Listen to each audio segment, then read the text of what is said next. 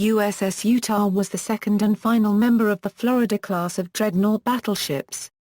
The only ship of the United States Navy named after the state of Utah, she had one sister ship, USS Florida.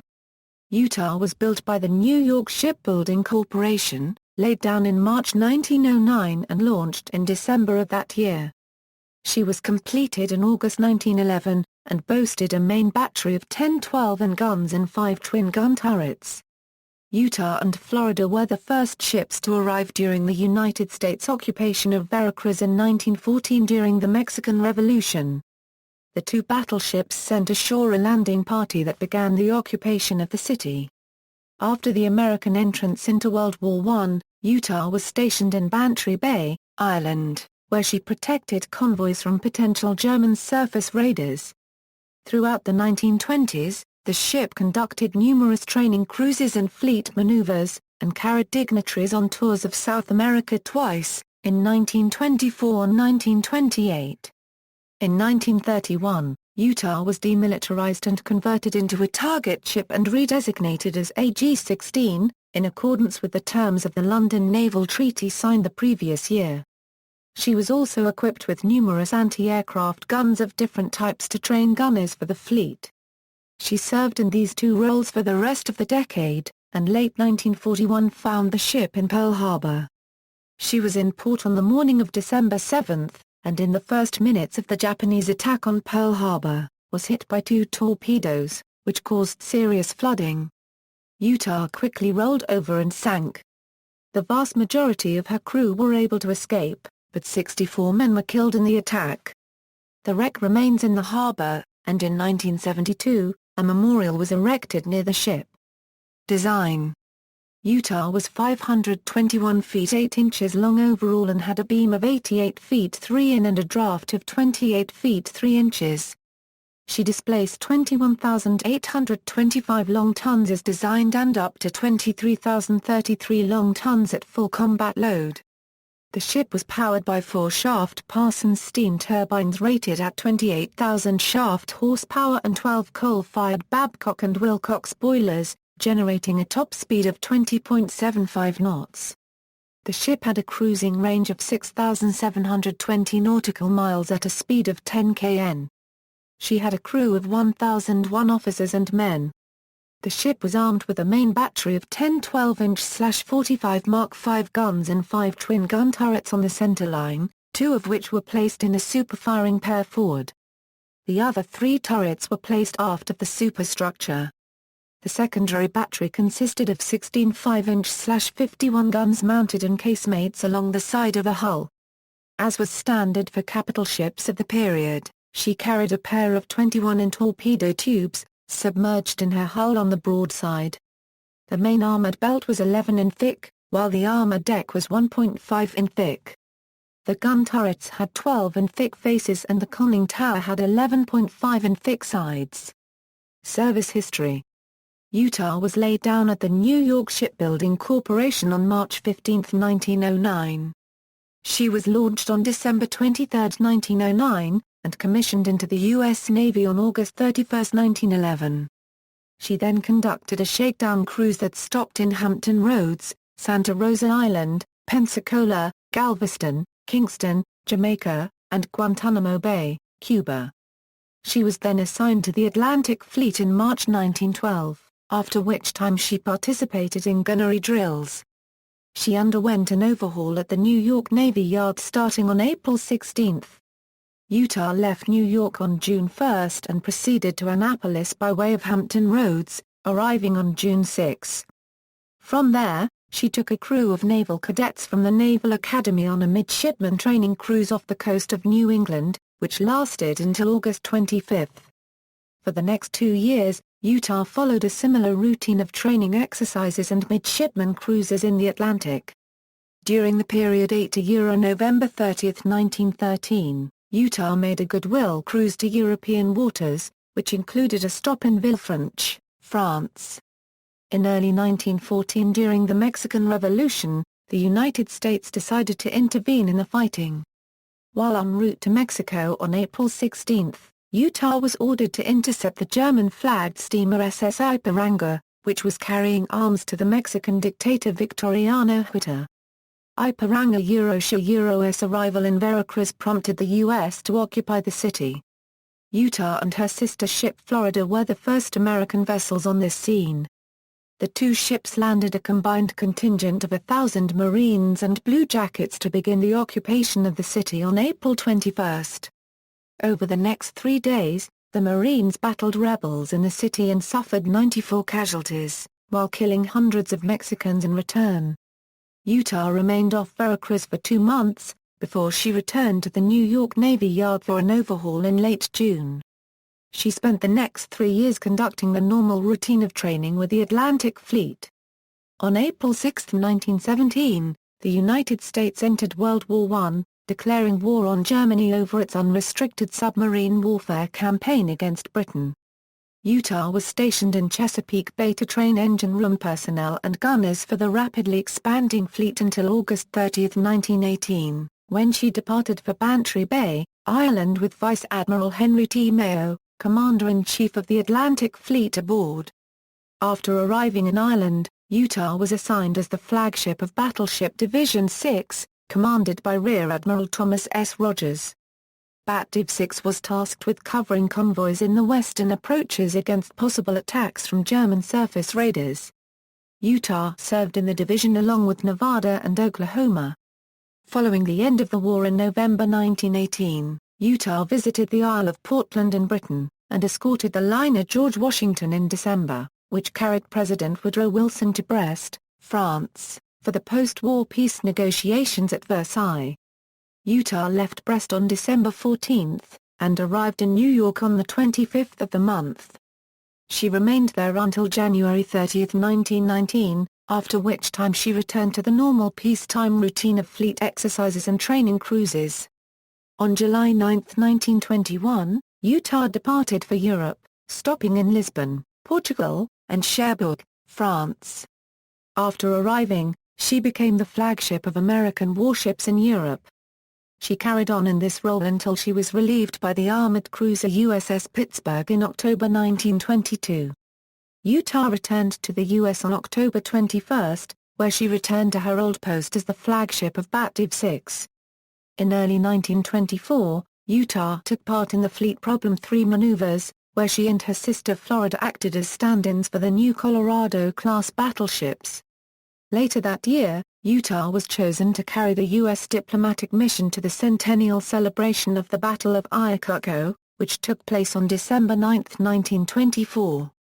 She left New York on November 22 with General of the Army's John J. Pershing aboard for a goodwill tour of South America. Utah arrived at Callao, Peru, on December 9. At the conclusion of Pershing's tour, Utah met him at Montevideo, Uruguay, and then carried him to other ports, including Rio de Janeiro, Brazil, La Guaira, Venezuela, and Havana, Cuba. The tour ultimately ended when Utah returned Pershing to New York on March 13, 1925. Utah conducted midshipman training cruises over the summer of 1925. She was decommissioned at the Boston Navy Yard on October 31, 1925, and placed in dry dock for modernization. The modernization replaced her coal-fired boilers with new oil-fired models, and her aft cage mast was replaced with a pole mast. Utah returned to active duty on December 1, after which she served with the scouting fleet. She left Hampton Roads on November 21, 1928 for another South American cruise. This time, she picked up President-elect Herbert C. Hoover and his entourage in Montevideo, and transported them to Rio de Janeiro in December, and then carried them home to the United States, arriving in Hampton Roads on January 6, 1929.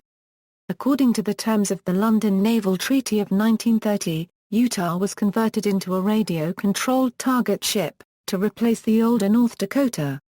On July 1, 1931, Utah was accordingly redesignated AG-16. Work was completed by April 1, 1932, when she was recommissioned. On April 7, Utah left Norfolk for sea trials to train her engine room crew and to test the radio control equipment. She passed her radio control trials on May 6, and on June 1, The ship was operated for 3 hours under radio control. On June 9, she again left Norfolk, bound for San Pedro, California, where she joined Training Squadron 1, Base Force, United States Fleet. Starting in late July, the ship began her first round of target duty, first for the cruisers of the Pacific Fleet, and then for the battleship Nevada. She continued in this role for the next 9 years. She participated in Fleet Problems 16 in May 1935, during which she served as a transport for a contingent of Marines.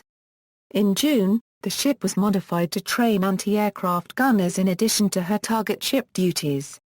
To perform this task, she was equipped with 1.1-75 caliber anti-aircraft guns in quadruple mounts.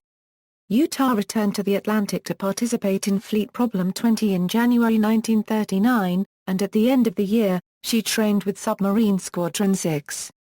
She then returned to the Pacific, arriving in Pearl Harbor on August 1, 1940. There, she conducted anti-aircraft gunnery training until December 14, when she departed for Long Beach, California, arriving on December 21. There, she served as a bombing target for aircraft from the carriers Lexington, Saratoga, and Enterprise. She returned to Pearl Harbor on April 1, 1941, where she resumed anti-aircraft gunnery training. She cruised to Los Angeles on May 20 to carry a contingent of Marines from the Fleet Marine Force to Bremerton, Washington, after which she entered the Puget Sound Navy Yard on May 31, where she was overhauled. She was equipped with new 5-38 caliber dual-purpose guns in single mounts to improve her ability to train anti-aircraft gunners. She left Puget Sound on September 14, bound for Pearl Harbor, where she resumed her normal duties through the rest of the year. Attack on Pearl Harbor.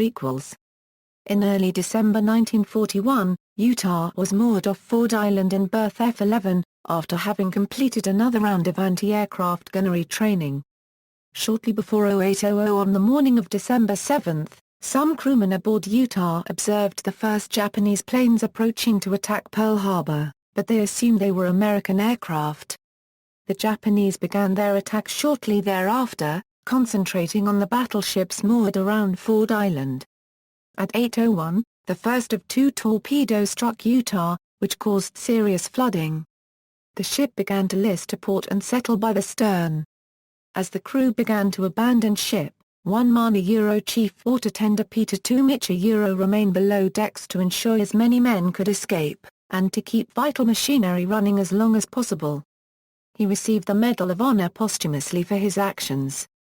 At 8:12, Utah rolled over onto her side, while those crew members who had managed to escape swam to shore. Almost immediately after reaching shore, the ship's captain, Commander Solomon Isquith, heard knocking from men trapped in the capsized ship. He called for volunteers to secure a cutting taut from the badly damaged cruiser Raleigh and attempt to free trapped men. They succeeded in rescuing 4 men.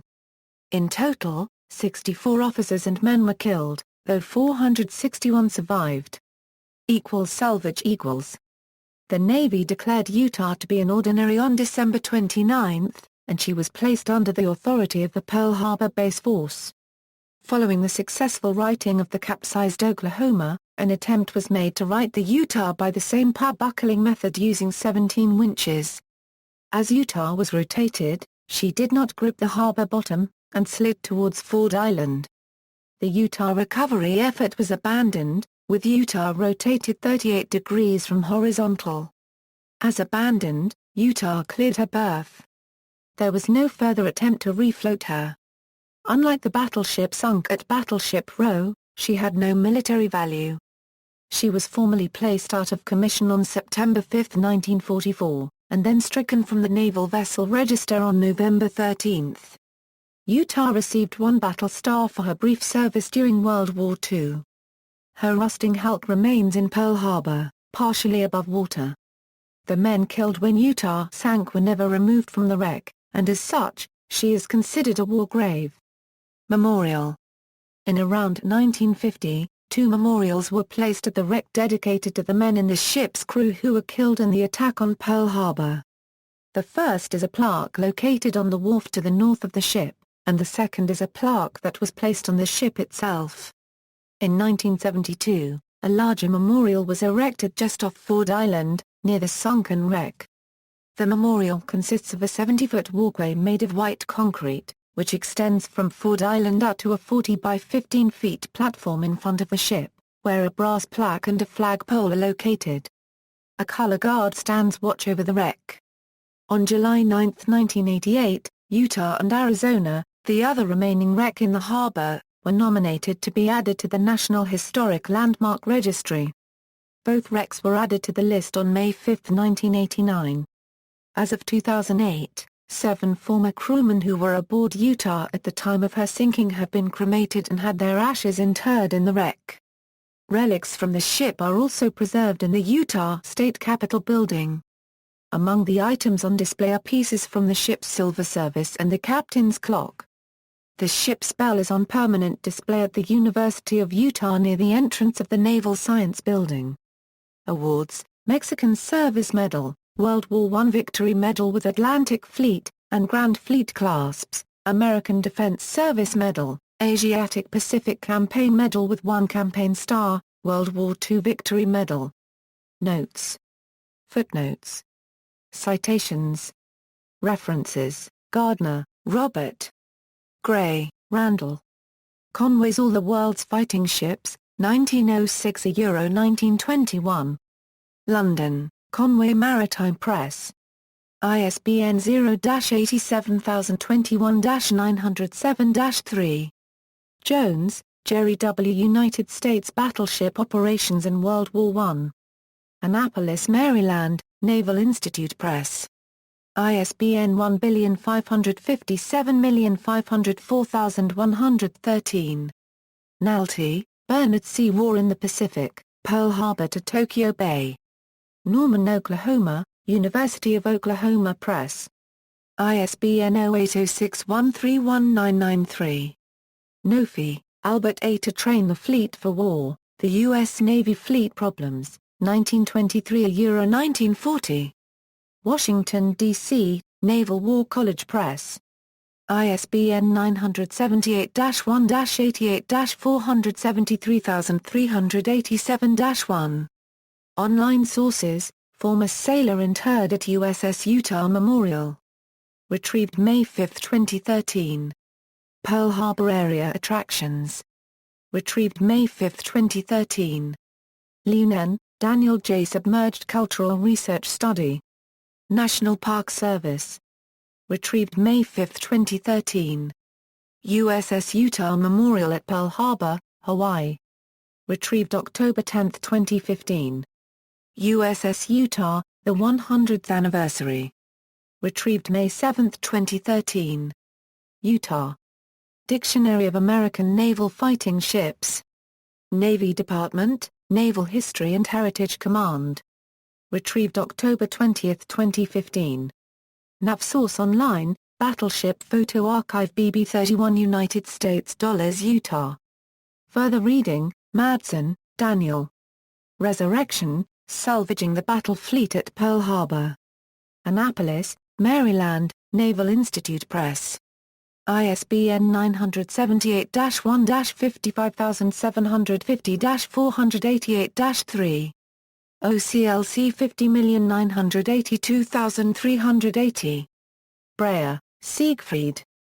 Battleships and Battlecruisers 1905–1970. Doubleday and Company. ISBN 0-385-07247-3.